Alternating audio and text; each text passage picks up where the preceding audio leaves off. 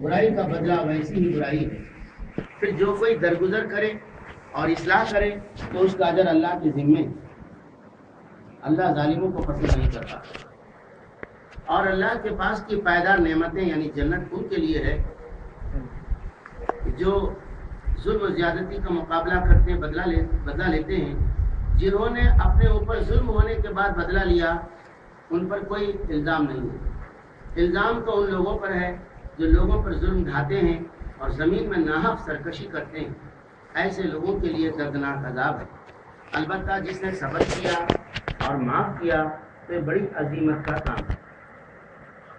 اس میں جنت میں جانے والوں کی صفات بیان ہوئی ہے کہ جنت میں جو لوگ جائیں گے ان کے خصوصیات کیا کیا ہیں۔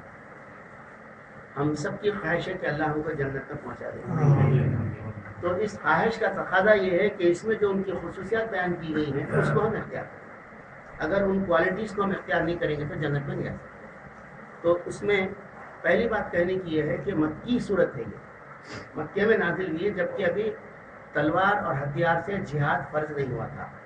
دعوت دینا، صبر کرنا یہ حکم تھا، اپنے ہاتھوں کو لڑائی سے روکے رکھنے کا حکم تھا۔ اس زمانے میں اسلامی نظام قائم نہیں ہوا تھا۔ اس زمانے میں مسلمانوں کی الگ سے کوئی بستی، کوئی الگ علاقہ متعین نہیں ہوا تھا۔ مسلمان کافروں میں گھلے ملے ہوئے تھے۔ ایسے زمانے میں اللہ تعالیٰ نے ان آیتوں کو نازل کیا اور مسلمانوں کو کیا کرنا چاہیے وہ بات بیان کی۔ ہر پہلو سے کچھ باتیں اس میں ہیں، ایک ایک بات پر غور کریں گے۔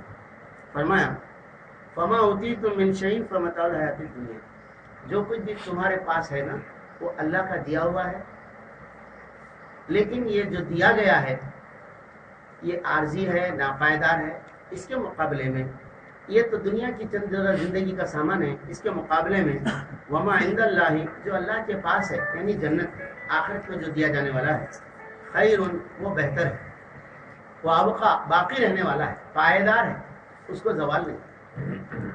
اور وہ کس کے لیے ہے آگے ان کی صفات۔ اس پہ کہنا یہ ہے کہ ہمارے پاس اس وقت مسلمانوں میں الحمدللہ دین کے بارے میں ہر پہلو سے کام ہو رہا ہے اور لوگوں کو شریعت کے تقاضے معلوم ہو رہے ہیں۔ چھوٹی چھوٹی بات پر فتویٰ مل جاتا فوراً۔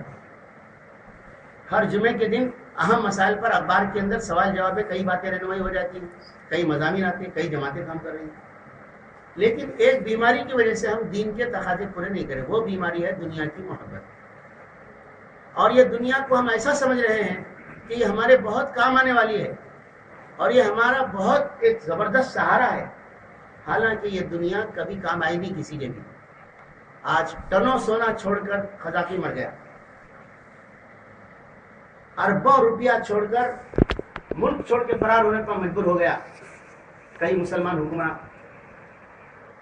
تو آدمی جو دولت جمع کرتا ہے اس کے حصے میں سے اس کے استعمال میں اتنا ہی آتا ہے جتنا اللہ نے اس کی تقدیر میں لکھ دیا۔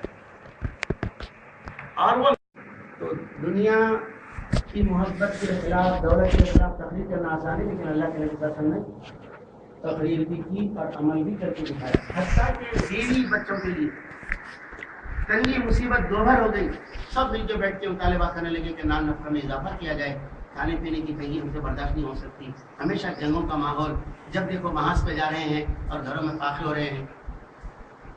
تو اللہ تعالیٰ نے براہ راست مداخلت کر کے نبی کی بیویوں سے خطاب کر کے فرمایا یا ایھا النبی قل لازواجک ان کنتن تردن الحیات الدنیا وزینتها، اے نبی اپنی بیویوں سے کہہ دیجئے کہ آؤ، اگر تم دنیا اور اس کی زینت چاہتی ہو تو ہمارا نبی تم کو دے دلا کر رخصت کر دے گا، طلاق دے دے گا، اور پھر تم کہیں بھی جا کے دنیا حاصل کر سکتے ہو۔ وَإِن كُنتُنَّ تُرِدْنَ اللَّهَ وَرَسُولَهُ وَالدَّارَ الْآخِرَةَ، اگر تم اللہ، اس کے رسول اور آخرت کا گھر چاہتے ہو تو پھر اللہ نے تمہارے لیے اجر عظیم تیار کر رکھا ہے۔ دنیا تو آزمائش کی طرح۔ ساری بیویوں نے کہا کہ ہم کو کچھ نہیں چاہیے، اللہ چاہیے، رسول چاہیے، اس کی رضا چاہیے، جنت چاہیے۔ تو گھر والوں پر بھی مصیبت گزری، ایسا نہیں کہ صاحب میں تو برداشت کر لوں گا، میرے بیوی بچوں کا کیا ہوگا۔ آج بیوی بچوں کی خاطر ہی آدمی غلط کام کر کے، آدمی بیوی بچوں کے مستقبل کی خاطر ہی تو دولت کے غلط راستے سے جمع کرنے کی کوشش کرتا ہے۔ رشوت لینے والے سے لے کر اور بڑے بڑے اسکام کرنے والے تک دیکھیے، تو وہ آدمی کو معلوم ہے کہ میں تو 25 سال میں مر جاؤں گا، مگر میرے بال بچوں کا مستقبل، ان کی خاطر یہ بڑے بڑے اسکام کر کے پیسے جمع کرتا ہے۔ اس سب سے روکنے کے لیے بنیادی فکر کی تبدیلی کی ضرورت ہے. وہ تبدیلی اسی سے آ سکتی ہے جو فرمایا فما اوتیتم من شیء، جو کچھ بھی تم کو دیا گیا ہے پہلے تو تمہاری چیز نہیں ہے. تم اپنے طور پہ بول نہیں سکتے کہ میری ہے، میری حاصل کی. جائے بولے فرعون بولا تھا یہ میرے علم کی وجہ سے میں حاصل کیا دولت، اس کے خزانوں کی کنجیاں بڑے بڑی جماعت اٹھا سکتی ہیں، میرے علم کی وجہ سے مجھے ملا ہے. نہیں، یہ اللہ کا دیا ہوا ہے، مگر یہ عارضی دیا امتحان کے لیے دیا ہوا ہے، رزلٹ کے لیے، نتیجے کے لیے. خوش ہو کر دینے کی چیز آخرت میں رکھی اللہ تعالیٰ، وہاں ملنے والا ہے. تو فرمایا کہ جو کچھ تم کو دیا گیا ہے وہ متاع الحیات الدنیا، دنیا کی متاع ہے. متاع بولے تو برتنے کی چیز. یہ دنیا میں عارضی دنیا میں 60-70-100 سال کی زندگی میں برتنے کے لیے. یہ بھی ہم حد سے زیادہ کھائے تو پیخانے ہو جاتے صاحب. حد سے زیادہ پہن نہیں سکتے، ایک جوڑا 2 جوڑے سے زیادہ کیا پہن سکتا آدمی؟ جتنا ہمارے لمٹ میں اتنا ہی کھا سکتے، پہن سکتے، اڑ سکتے.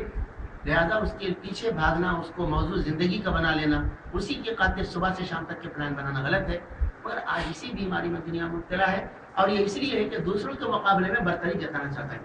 میرے پاس یہ گاڑی ہے، میری بنگلہ ہے، میرے پاس ایک نہیں 2 بنگلے ہیں، میرا ایک فارم ہاؤس بھی ہے، اس میں سوئمنگ پول ہے، آگے باغ باغیچہ اور مور آ کے بیٹھتے ہیں. چلو کبھی دیکھیں گے ہم جائیں گے. آدمی اسی چیز کے اندر جو ہے محبت میں مبتلا ہو کے دوسروں سے آگے بڑھنے کے لیے، دنیا زیادہ کمانے کے لیے ٹائم دیتا ہے، اور اسی کی وجہ سے دنیا کے اندر فساد ہے. اسی کی وجہ سے پیٹرول بھی دنیا کی دولت ہے، سونا چاندی بھی دنیا کی دولت ہے. یہ سارے خزانے جن زمینوں کے اندر اس کے اوپر حملے کے لیے مختلف ملک جو پل پڑ رہے ہیں، وہ سب بھی دنیا ہی کی خاطر ہے. اگر دنیا کی محبت دل سے نکل جائے تو دنیا میں امن قائم ہے، دنیا میں انصاف قائم ہے. ملاوٹ، رشوت، دھوکہ، فریب، جعل سازی، ساری چیزیں مٹ جاتی. کب؟ جب آدمی کو یہ دل میں بیٹھ جائے کہ دنیا ایک آزمائش کی جگہ ہے، یہاں جتنا کم سے کم رہا اتنا حساب آسان ہو جائے گا. یہ ساتھ ان کی بیوی شوہر سے بولنے لگی، تنگی کی زندگی تھی شاید، اے فلاں کیا بات ہے تم ویسا مال کمانے کے لیے محنت نہیں کرتے جیسے تمہارے فلاں دوست کرتے. ایک صحابیہ ایک صحابی سے، میاں بیوی دونوں بول رہے، ارے کیا بات ہے جی تم کماتے نہیں ویسا لوگوں کیسا کما رہے جیسا بولتے نا. تو انہوں نے کہا کہ میں نے رسول اللہ صلی اللہ علیہ وسلم سے سنا ہے کہ آگے ایک گھاٹی ہے، اس پر وہ لوگ جو دنیا زیادہ سمیٹتے ہیں بڑے مشکل سے دوچار ہوں گے، ہلکے پھلکے لوگ آسانی سے چلے جائیں گے. میں چاہتا ہوں کہ ہلکا پھلکا اس گھاٹی سے گزر جائے. میں نے سنا ہے کہ مالدار لوگ 500 سال کے بعد جنت میں جائیں گے غریبوں کے. اس طرح کی باتوں کی وجہ سے ان کی دل، ارادہ، عمل سب کچھ بدل گیا تھا. تھوڑے پہ راضی ہو جاتے تھے لوگ. آج تھوڑے پہ راضی، قناعت پر بالکل تیار نہیں. ہوس ہماری بڑھ گئی ہے، اور دنیا میں اس وقت تو میڈیا کے ذریعے اشتہارات جو ہے نا، اشتہارات ضرورت کی چیزوں کے نہیں آ رہے، تعیش کی چیزوں کے آ رہے. پہلے ایسا ہوتا تھا کہ صاحب ضرورت کی چیزیں اس کا اشتہار آ جاتا تھا. اب تعیش کی چیزوں کے اشتہارات نے ہماری بھوک بڑھا دی ہے دنیا کے حاصل میں. تو یہ دنیا کے بارے میں اللہ تعالیٰ نے سابق میں تمام پیغمبروں کو جو تعلیمات دی تھی اس میں سے یہ ہے، بل تؤثرون الحیات الدنیا والآخرۃ خیر وابقیٰ. تم دنیا کی زندگی کو ترجیح دیتے ہو، حالانکہ آخرت بہتر ہے، باقی رہنے والی. ان ھذا لفی الصحف الاولیٰ، پہلے کی کتابوں میں آئی ہوئی صحیفوں میں آئی ہوئی یہ بات ہے، صحف ابراہیم اور موسیٰ، ابراہیم اور موسیٰ کے صحیفوں. یعنی دنیا پرستی بہت خطرناک بات ہے، دنیا کی محبت بھی ایک خطرناک بات ہے. ہاں ضرورت کے مطابق دنیا حاصل کرنا، استعمال کرنا نہ صرف جائز ہے بلکہ فرض. عبادت کے بعد حلال روزی کمانا فرض ہے تاکہ بیوی بچوں کا پیٹ بھر سکے. ایک صحابی حضرت کعب بن عجرہ کا نام ہے، دوسرے صحابہ بیٹھے ہوئے تھے، اللہ کے رسول پہ بیٹھے ہوئے تھے. سامنے سے ایک صحابی دلچسپی کے ساتھ گزرے، لگن محنت کے ساتھ گزرے. تو ان کو دیکھ کر دوسرے صحابی نے کہا، حضرت کعب بن عجرہ نے کہا، اللہ کے رسول ان کی لگن اور یہ محنت، یہ جستجو اللہ کے راستے میں ہوتی تو کتنا اچھا تھا. اللہ کے نبی نے سنا تو فرمایا، اگر یہ مال کمانے جا رہے ہیں اور مقصد یہ ہے کہ بوڑھے ماں باپ کا پیٹ بھرے تو اللہ کے راستے میں. اگر اس لیے جا رہے ہیں کہ مال کمائیں اور مقصد یہ کہ بیوی بچوں کا پیٹ بھرے، اللہ کے راستے میں. اگر اس لیے جا رہے ہیں کہ مال کمائیں اور مقصد یہ کہ دوسروں کے سامنے ہاتھ پسارنے سے بچ جائیں، اللہ کے راستے میں. آخر میں فرمایا، اگر یہ اس لیے جا رہے ہیں کہ مال کمائیں اور مقصد یہ ہے کہ دوسروں میں بڑائی جتائیں تو پھر یہ شیطان کا. اس سے معلوم ہوا بیوی بچوں کے پالنے کے لیے، رشتہ داروں کا حق ادا کرنے کے لیے، اپنے نفس کا حق ادا کرنے کے لیے مال کمانا صرف جائز بلکہ فریضے کے بعد کا فریضہ ہے، لیکن دنیا میں دوسروں کے مقابلے میں بڑائی دکھانے کے لیے کوئی آدمی کرتا ہے تو یہ ایسی چیز ہے جو شیطان کا راستہ ہے، اور اسی سے دنیا کے اندر فساد اور فتنہ ہے۔ تو اللہ تعالیٰ نے دنیا کے بارے میں فرما دیا، یہ ایک عارضی مختصر چیز ہے جو اللہ کی طرف سے دی گئی ہے، یہ برتنے کی چیز ہے۔ وما عند اللہ خیر و ابقا، جو اللہ کے پاس ہے یعنی جو جنت ہے وہ بہترین ہے، بہتر ہے، باقی زیادہ باقی پائیدار رہنے والی ہے۔ تو جنت کی نعمتوں کے بارے میں ہے کہ جب جنتی اہل جنت جب جنت میں داخل ہوں گے تو ایک آواز آئے گی، اے جنت والو اب تم کبھی بوڑھے نہیں ہوں گے، ہمیشہ جوان رہیں گے۔ اے جنت والو اب تم کبھی بیمار نہیں ہوں گے، ہمیشہ صحت مند رہیں گے۔ اے جنت والو اب تم کبھی موت تم کو نہیں آئے گی، ہمیشہ زندہ رہیں گے۔ اس سے معلوم ہوا ہمیشہ کی زندگی، ہمیشہ کی جوانی اور ہمیشہ کی تندرستی جو نعمتیں ہیں بنیادی وہ جنت میں ملیں گی۔ اور وہ کھانے پینے پہننے ہونے کی جو نعمتیں اللہ نے چھپا کے رکھی ہمارے واسطے، جسے کسی نے دیکھا نہیں سنا نہیں ابھی تک، وہ نعمتیں کبھی ختم نہیں ہوئی۔ اور وہ کھانے اور استعمال کرنے کے بعد آدمی بیمار نہیں پڑے گا، نہ پیشاب آئے گا، نہ پیخانہ آئے گا، نہ نیٹ آئے گا، نہ تھوک آئے گا، کھائے گا جو چاہے کھائے گا، سب حلال چیزیں وہاں پر اللہ کی رکھی ہوئی، اور ان کے کھانے کے بعد ایک خوشبو کی ڈکار آئے گی اور پیٹ خالی ہو جائے گا، کستوری کی طرح سے پسینہ نکلے گا، پیٹ خالی ہو جائے گا، پھر کھائے گا۔ اس طرح سے آدمی ہمیشہ رہنے والی نعمتیں، کبھی نقصان نہیں پہنچانے والی نعمتیں، یہ چاہتا دل میں آدمی کے جذبہ ہے، اس کی تکمیل سے جنت ہو سکتی ہے۔ ورنہ دنیا میں تو دولت حوث کی جو ہے، خبر کی مٹی ہی اس کو روک سکتی ہے۔ آج بڑے بڑے حکمران جو دولت چھوڑ کے بھاگ رہے ہیں، افسوس ہے جو دولت غیروں کے قبضے میں ہے، پتہ نہیں مسلمان کی عوام کو ملے گی نہیں ملے گی۔ یہ ہمارے لیے عبرت کی بات ہے کہ یہ حرص آدمی کو کہاں سے کہاں پہنچا دیتی ہے۔ اب یہ جنت کی نعمتیں، آخرت کی پائیدار نعمتیں کس کے لیے ہے؟ للذین آمنوا، ایمان والوں کے لیے۔ بغیر ایمان کے کوئی آدمی جنت میں نہیں جا سکتا، اور ایمان اس سے معلوم بہت بڑی نعمت ہے اللہ تعالیٰ کی، بہت عظیم الشان۔ اس ایمان کو مستحکم کرنا، پائیدار کرنا، اس ایمان کو جو ہے بڑھاتے رہنا، اس کی فکر کرنا، حفاظت کرنا چاہیے۔ تو اللہ پر ایمان، والا ربہم یتوکلون، اور اللہ پر توکل، اللہ پر بھروسہ، اللہ پر اعتماد، یعنی ہر معاملے کو اپنی تدبیر سے، کیلکولیشن سے دیکھنے والے کبھی جنت کے حقدار نہیں بن سکتے۔ اللہ پہ توکل کر کے اقدام کرنے والے، اللہ پہ توکل کر کے حالات کو ملاحظہ کیے بغیر اسلام پہ چلنے کا عزم کرنے والے، اللہ نے وہ جنت ان کے لیے رکھی ہے۔ والذین یجتنبون کبائر الاسم، اور یہ بڑے گناہوں سے بچنے والوں کے لیے جنت۔ بڑے گناہ کیا ہے، چھوٹے گناہ کیا ہے، اس کی بحث میں پڑے بغیر چند گناہوں کو احادیث میں بڑے کہا گیا ہے۔ شرک، ماں باپ کی نافرمانی، سود، زنا، شراب، جادو کرنا، برہن کی ننگا رہنا، بے حیائی کے کچھ کام، یہ سب جو ہے بڑے گناہ ہیں۔ بھیک مانگنا بھی بڑے گناہوں میں سے۔ تو بڑے گناہوں سے پرہیز کرنے والوں کے لیے اللہ نے جنت تیار کی۔ چھوٹے گناہوں کے بارے میں فرمایا اللہ تعالیٰ نے کہ اگر تم بڑے گناہوں سے بچتے رہو گے، ان تجتنبون کبائر ما تنہون عنہ نکفر عنکم سیئاتکم، اگر تم ان بڑے گناہوں سے بچو، پرہیز کرو، تو چھوٹے گناہوں کو ہم تمہارے حساب سے مٹا دیں گے۔ تو اللہ تعالیٰ بڑے مہربان ہیں، ذرہ نواز ہیں، وہ اگر ہم بڑے گناہوں سے بچنے کی کوشش کریں گے تو اللہ تعالیٰ ہمارے چھوٹے گناہوں کو معاف کرے گا۔ لیکن آج بڑے بڑے گناہوں میں ہم کو قباحت نظر نہیں آ رہی ہے۔ بہت سے لوگ فیشن کی پیروی میں بڑے گناہوں کے مرتکب ہو رہے ہیں، بے حیائی میں بے پردگی، غیر ساتر لباس، اور گھروں کے اندر ٹی وی میں گانا بجانا، یہ سب کیا ہے؟ بڑے گناہوں کی شکلیں۔ اور سود، بینک کا استعمال، بینک میں پیسے رکھنا، پیسے نکالنا، بینک کے ذریعے سے ٹرانزیکشن کرنا، بعض جگہ مجبوری ہو سکتی ہے، حج کو جانا بھی تو ڈرافٹ بھرنا آج کل، لیکن بینک سے لون لینا اور ڈرافٹ لینا کوئی معمولی چیز سمجھ رہے، سب کاروبار میں تو چلتا سب۔ اس طرح سے بڑے گناہوں میں سود ہے، ہم اس کے بھی مرتکب ہو رہے، چاہے نہ چاہے بھی ساری دنیا میں سود مسلط ہے، اور ہر حکومت کے شہری سودی قرضے میں مبتلا ہے، اور ان کے ٹیکسوں سے بھرا جانے والا ہے۔ اللہ کب نظام لائے گا دنیا میں سود سے پاک ماحول میں ہم سانس لے سکیں گے، سود سے پاک ماحول میں ہم غذا کھا سکیں گے؟ اس کے لیے کوشش کرے بغیر تو آتا نہیں۔ بہرحال یہ کہ ہم بڑے گناہوں کے اندر مبتلا ہیں، اور وہ بڑے گناہوں کا احساس بھی ہمارے دل سے مردہ ہوتے جا رہا ہے، مگر جنت بڑے گناہوں سے بچنے والوں کے لیے۔ والفواحش، فحش کا ذکر الگ سے کیا گیا ہے، حالانکہ وہ بھی بڑے گناہوں میں شامل ہے، ننگا رہنا بڑے گناہوں میں شامل ہے، زنا بدکاری بڑے گناہوں میں شامل ہے، لیکن بعض اوقات فحش کی ایسی شکلیں جس کو لوگ نہیں سمجھیں گے کہ فحش یہ گناہ ہے بڑا، اس لیے شاید الگ اس کا ذکر کیا گیا ہے. اور فواحش کی بہت سی قسمیں ہم جانتے بھی نہیں تھے کہ ہمارے باپ دادا ایسی قسمیں بھی ایجاد ہو چکی ہے. تو بے حیائی سے پرہیز کرنے میں ٹی وی کے کلچر سے اور ٹی وی کے اوریاں پروگرام سے ہم کو بچنا نہایت ضروری ہے. اور ہمارے بچے بچیوں کو ایجوکیشن کے کالج میں ہم جو پڑھا رہے ہیں اور بڑے بڑے ڈونیشن دے کے پڑھا رہے ہیں، اور یہ کوئی احساس نہیں ہے کہ یہ بے حیائی کا کام نہیں، یہ تو تعلیم حاصل کرنے جاتے ہیں. حالانکہ کوئی ایجوکیشن میں جا کے بچے بچیاں ایک کلاس میں بیٹھنا بہت بڑے فتنوں کا سبب ہے، اور اللہ تعالیٰ کی طرف سے تو بے حیائی. تو بے حیائی سے بچنے والوں کے لیے، بے حیائی کے کام سے بچنے والوں کے لیے وَإِذَا مَا غَضِبُوا يَغْفِرُونَ، اور جنت کی نعمتوں کے لیے جب غصہ آ جائے تو اسے معاف کر دیتے ہیں.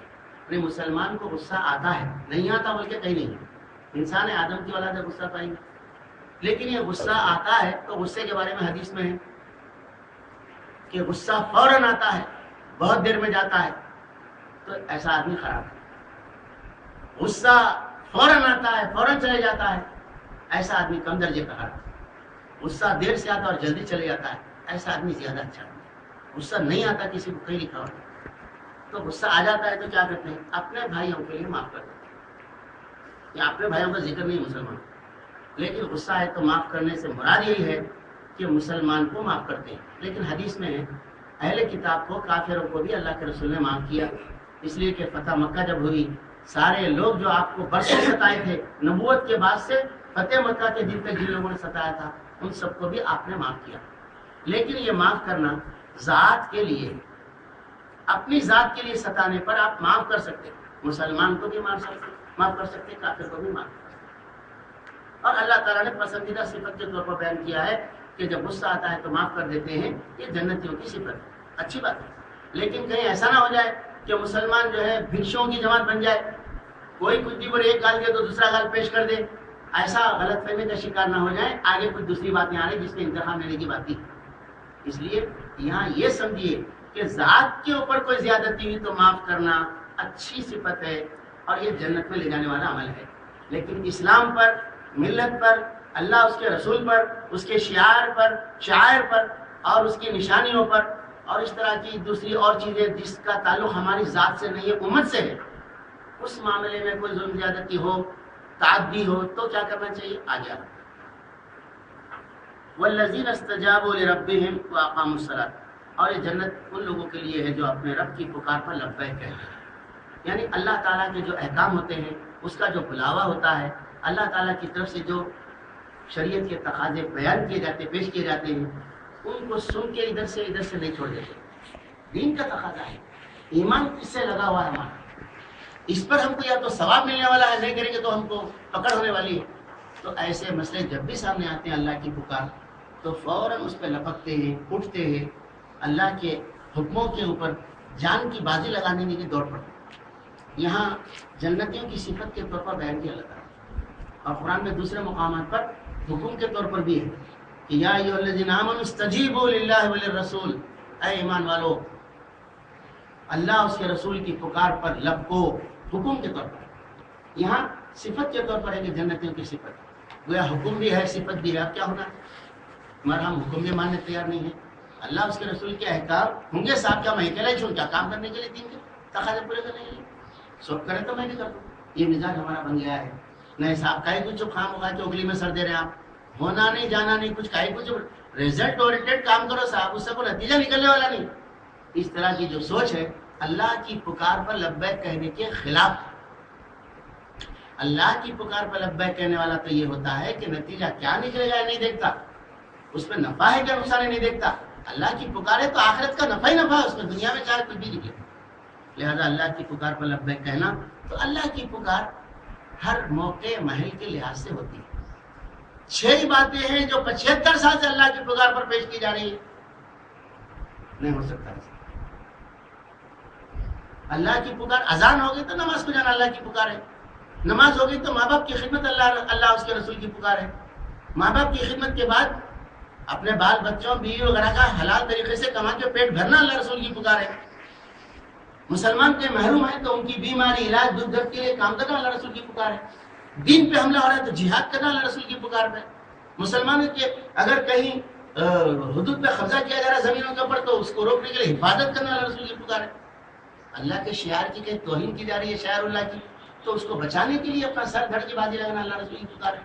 مگر ہمارے اندر ایسی بے حسی ہے، اللہ اس کے رسول کی پکار کو ہم نے اپنے علماء، اپنی جماعت، اپنی پالیسی، اپنے پروگرام، اپنے بزرگوں کے بنائے ہوئے اصولوں کے تابع کر دیا. ہمارے بزرگوں نے تو 6 باتوں پر کام کرنے کا حکم دیا ہے. نہیں، ہمارے پاس تو ایک پالیسی پروگرام لائے عمل طے ہے، اس میں ہی آنی آتی ہے چیز، اب ہم نہیں کرتے. اللہ رسول کی پکار کسی کی مجلس شورا کی طے کی ہوئی پالیسی میں نہیں رہ سکتی محدود، نہ کسی بزرگوں کے متعین کی 6 باتوں میں رہ سکتی محدود، بلکہ اللہ اس کے رسول کی پکار سمجھنے کے لیے آدمی کو اتنا شعور ہونا چاہیے کہ قرآن پڑھے ہو، حدیث پڑھے، اس کے مطابق طے کرے کہ اس وقت کے حالات میں اللہ رسول کی پکار کیا ہے. آج اللہ اس کے رسول کی پکار یہ ہے کہ ہندوستان کے غیر مسلموں میں دعوت دی جائے. اس کے بڑے زور کے ساتھ بڑے علماء پیش کر رہے ہیں. 25 کروڑ مسلمان ہیں جن کی زندگی کے اندر اسلام دور دور تک نہیں ہے، اور ان کی غلطیوں سے اسلام بدنام ہو رہا ہے. ان کے اندر اسلام کے بنیادی تقاضے نہیں ہیں. ایک جگہ ایک محلے میں بیت المال ہو، وہاں زکوٰۃ تقسیم ہو، اذان ہوتے پورے لوگ دکان بند کے نماز کو چلے جائیں، ان کے آپس کے جھگڑے ہوں تو عدالت کو نہ جائیں. طاغوت ہے وہاں جانا شرک ہے. یہیں بیٹھ کے طے کرے شرعی پنچایت ہو، ان کے بچوں اور بچیوں کے لیے دینی تعلیم، یہ کوئی نہیں ہے. مگر دعوت کا کام کرنا ہمیں بول رہے ہیں. قرآن سے ثابت ہے کہ جب مسلمان مدینے کو پہنچے تھے تو وہاں اللہ کے رسول صلی اللہ علیہ وسلم پہلے نمبر پر دعوت کو نہیں رکھے تھے، مسلمانوں کی تربیت اور حفاظت پہ توجہ دی، اس کے بعد دعوت کے کام پہ توجہ دی. تو ہم لوگ اللہ رسول کی پکار کو کیا کر رہے ہیں؟ اپنے مزاج کے حساب سے سٹ کر رہے ہیں. یہ ہے اللہ کی پکار. مثال کے طور پر ایک جماعت ہے، شملہ بننا، اس کی گھیٹی ایسی بننا، وہی اللہ کی پکار اس وقت ان کے پاس. 12 ربیع الاول کو جو ہے جلوس نکالنا، کھانے پکانا، یہ اللہ رسول کی پکار ان کے پاس. یہ کام اصل ہے، سب چھوڑ دیے. اس طرح سے لوگوں نے اللہ کی پکار کو، رسول کی پکار کو، دین کی پکار کو اپنے پسند کے تابع کر کے اس کو گڑبڑ کر دیا ہے. حقیقت یہ ہے کہ اس کے لیے اتنا شعور، اتنا علم ہونا چاہیے ہر مسلمان کو کہ وہ جان سکے کہ اس وقت اللہ اس کے رسول کی پکار قرآن میں کیا ہے، حدیث میں کیا ہے، اس وقت کیا تقاضا دین. اور یہ جنت ان لوگوں کے لیے ہے جو نماز قائم کرتے ہیں. بہت سے لوگ بڑے بڑے احتجاج، دھرنے اور دے کے اسلام کے کچھ تقاضوں کے لیے منوا لیتے ہیں بات، مگر نمازی نہیں پڑھتے، تار سے نہیں رہتے. پارلیمنٹ میں تقریر کر دیں گے، اسمبلی کا گھیراؤ کر دیں گے، نہیں صاحب یہ مسلمانوں پہ ظلم ہو رہا ہے، اس کو نکالے، چھڑاؤ جیل سے سب کو. وہ سب کریں گے، وہ نماز نہیں پڑھتے. ایسا فائدہ نہیں ہوگا. جنت میں جانے والے نماز کے چھوڑنے والے نہیں ہوتے. نماز ان کی زندگی کے اندر اچھی بسی رہتی. صحابہ کی صفت کیا تھی؟ صفت ان کی نماز کی ایسی تھی کہ سجدے، رکوع کے نشان، اعمال کے اندر ان کے نماز کی اہمیت. ابتدا اعمال کی بیان کرے صحابہ کی تو نماز سے کرے اللہ تعالیٰ، آخری اختتام کرے تو نماز کی حفاظت پہ کرے. وہ امرهم شورا بینہم، اور آپس میں معاملات مشورے سے چلاتے ہیں. ملت ہے یہ، ایک امت ہے یہ، اور کہیں نہ کہیں ان کے ادارے بھی رہتے ہیں، خاندان رہتا ہے. تو مسلمان مل جل کے رہتے ہیں، باہم مشورے سے کام کرتے ہیں. ایسا نہیں ہے کہ مشورہ آئے لیکن قبول نہ کرے، ایسا نہیں کہ مشورہ لیے بغیر کھانا پوری کرے. مشورے کے ساتھ اگر مسلمان حکمراں جو اس وقت عرب ممالک کے اندر ہیں عوام کے مشورے کے مطابق دولت کی تقسیم کرتے تو وہاں اس طرح کی کوئی کیفیت نہیں پیدا ہوتی کہ امریکہ کے پٹھو بن جاتے اور عوام ان کے خلاف اٹھ کھڑے ہوتے. انہوں نے مشورے سے حکومت نہیں چلائی، انہوں نے مشورے سے وہاں کی پالیسیاں نہیں بنائی، اس لیے عوام ان کے خلاف اٹھ کے بے دخل کر رہے ہیں. اچھا کام ہے، مگر بے دخل کرنے کے بعد جمہوریت کی طرف چلے گئے تو ایک بہت برا کام ہوگا. ایک طاغوت سے نکل کر دوسرے طاغوت کی گود میں چلے جائیں گے. اللہ کرے ان لوگوں کو اسلام کی سمت پہ پہنچا دے. تو آپس کے معاملات باہم مشورے سے چلاتے. وَمِمَّا رَزَقْنَاهُمْ يُنْفِقُونَ، اور یہ اللہ کے راستے میں اللہ کا جو خرچ کرتے کنجوس نہیں ہوتے. اور اس کے بعد وَالَّذِينَ إِذَا أَصَابَهُمُ الْبَغْيُ هُمْ يَنْتَصِرُونَ، جب ان پر ظلم زیادتی کی جاتی ہے تو اس کا بدلہ لیتے ہیں، انتقام لیتے ہیں. ابھی تھا معاف کر دیتے، آگے پھر معاف کرنے کی بات آ رہی ہے. اس پہ وضاحت کی ضرورت ہے. فرمایا جنتیوں کی صفت یہ ہے کہ جب ظلم زیادتی ہوتی ہے تو یہ اس کا بدلہ لیتے ہیں، انتقام لیتے ہیں. تو اس میں حدیث سے آپ کو رہنمائی ملے گی. حدیث میں سناتا ہوں. ما انتقم رسول اللہ صلی اللہ علیہ وسلم لنفسه فی شیء قط الا ان تنہتک حرمت فینتقم بها للہ. ترجمہ ہے، اللہ کے رسول صلی اللہ علیہ وسلم نے اپنی ذات کے لیے کبھی بھی انتقام نہیں لیا کسی سے. مگر جب کوئی اللہ کی حرمت کو کوئی پامال کرتا تو پھر اللہ کے رسول اسے اللہ کے لیے انتقام دیتا، اپنی ذات کے لیے۔ تو اس سے معلوم ہوا اللہ کے نبی صلی اللہ علیہ وسلم ذات کے لیے تو فرشتے آ کے بولے ہم انتقام لیتے طائف کے والوں سے، پہاڑ میں پیس دیتے ان کو 2 پہاڑوں میں، بولے نہیں ان کو چھوڑ دو، یہ مجھے نہیں پہچانتے، اللہ کو نہیں پہچانتے، یہ ایمان نہیں لیتے، ان کی اولاد ایمان لائیں گی، مجھے امید ہے، معاف کر دیجیے، کیوں ذات کا معاملہ تھا۔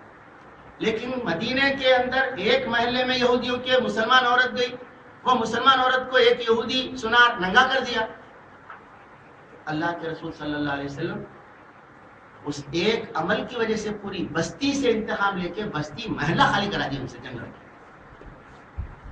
ایک عورت کی خاطر پوری بستی کو سزا دی۔ اللہ کے نبی صلی اللہ علیہ وسلم کو ایک آدمی نے آ کے التجا کی کہ صاحب ہمارا معاہدہ ہے قریش کے ساتھ، ہم آپ کے حلیف ہیں اور فلاں فلاں کے ساتھ، لیکن قریش کے حلیف لوگوں نے ہم پہ حملہ کر کے ہمارے کچھ لوگوں کو قتل کر دیا ہے، آپ ہماری مدد کیجیے۔ تو اللہ کے رسول صلی اللہ علیہ وسلم معاہدے کو توڑنے کی سزا دینے کے لیے، انتقام لینے کے لیے لشکر کشی کرے، فوج کو تیار کر کے لے جا کے ان کی مدد کرنے کے لیے پہنچے، مکہ فتح ہو گیا۔ مکہ فتح کرنے نہیں گئے تھے اللہ کے رسول صلی اللہ علیہ وسلم، مظلوم قبیلے کی مدد کرنے کے لیے، جنہوں نے اللہ کی حرمت کو، ایک عہد کو توڑ کے پامال کیا تھا، ان کے انتقام کے لیے گئے، اللہ تعالیٰ مکہ فتح کیا۔ تو ہمارے نبی وہ اس وقت چھوڑے ہیں کہ اگر آدمی کے ذات کے لحاظ سے کوئی ظلم زیادتی کی جائے تو معاف کرنا، اس سے اس کی اصلاح ہو جائے، اللہ کے پاس معاف کرنے کا ثواب ملے، اجر ملے، اچھی بات ہے۔ دین، ایمان، شعائر اللہ، اسلام، قرآن، اللہ رسول، ان کے خلاف کوئی چیز گستاخی کی جائے تو یہ چیز معاف کرنے کی نہیں ہوتی، اس کے اندر جان بھی چلی جائے تو اس کا انتقام لینے کی کوشش کرنا چاہیے۔ ایسے انتقام لینے کے واقعات سے تاریخ بھری ہوئی، اسی کی وجہ سے عظمت دین اب تک ہم تک منتقل ہوا ہے، لیکن ہم دین کے لیے یہ انتقام لینے کا جذبہ ہمارے اندر ٹھنڈا ہو گیا۔ گاندھی کے ملک پر ہے کہ گاندھی کا طریقہ ہمارے اندر ایسا رچ بس گیا ہے کہ افو درگزر کو اہنسا بول کے پیش کیا تھا انہیں، اہنسا پہ چل کے صاحب کچھ بھی ہر ایک کو آزادی ہے، صاحب بولے تو کیا کرنا، اپنا دین کیا، اس سے کیا ہو رہا، کیا ہمارا دین بگڑ جاتا ہے کیا اس سے؟ اس طرح سے ہمارے اندر نرمی، مداہنت، بے غیرتی آ گئی۔ اس کا تازہ ثبوت یہ ہے اذان جیسے مقدس لفظ کو، جس کے بارے میں علماء نے اپنے فتووں میں کہا ہے کہ شعار اسلامی ہے یہ، اور مفکرین نے کہا کہ اذان سے زیادہ بہتر، معتبر، پابندی سے ساری دنیا میں جس شعار کا اعلان ہوتا ہے کوئی اور دوسری چیز نہیں،